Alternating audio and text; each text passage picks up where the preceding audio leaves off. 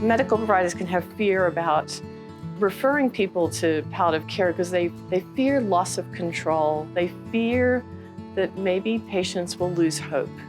People don't want to be labeled as a palliative care patient or a patient that's that sick that they need that level of service. Instead, what's helpful is to know if patients have needs that could be served by a team that consists of a comprehensive approach, a doctor, a nurse, a social worker, and a chaplain, and that team can help that patient and family's journey be better. So that's asking, what are your goals? Who are you as a person?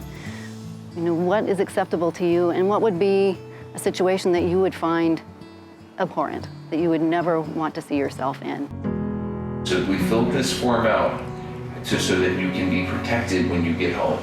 Living with serious illness can be very busy, especially in large medical systems. There's a lot of people involved in care, and one of the ways that we can be useful is that we communicate frequent and often with patients and their families about what goals and values they have, as well as to referring providers and all the specialty people that are involved in caring for that patient. As a palliative care physician, I am here to work with other physicians as part of my team as well, other care providers, and to see what's their best assessment, what do they think their patient needs, and to help them get that. To really make sure that the provider also has the support he or she needs to tend to some of the psychological and social emotional components of the patient and families as they're suffering illness. My goal as a palliative care physician is to alleviate unnecessary suffering. If I don't meet a patient till near the end of their life, then I've missed a lot of time I could have helped improve their quality of life. And let your family know. Okay. So that then they can, according to your wishes, say, we don't want this. Okay. I would say to other doctors not to be afraid of your palliative care subspecialists. We're not here to hasten end of life.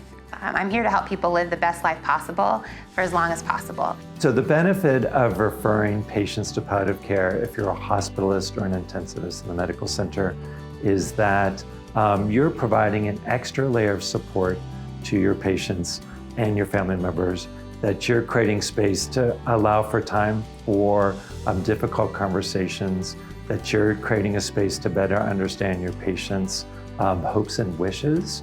And it may benefit the providers just as much or more in some cases as the patients themselves. So I would like to tell PCPs and primary care providers that we can help them by being able to take the time to have more in-depth conversations that they may actually really like to have, but they can't fit into their really busy practices in the time frames that they're allotted to meet with people. So that's one way that we can work as a team, because that information that I can elicit from those conversations with patients and their families can then be shared with primary care providers and other types of outpatient clinicians to help them provide a more person-centric and comprehensive type of care without having to do it all themselves.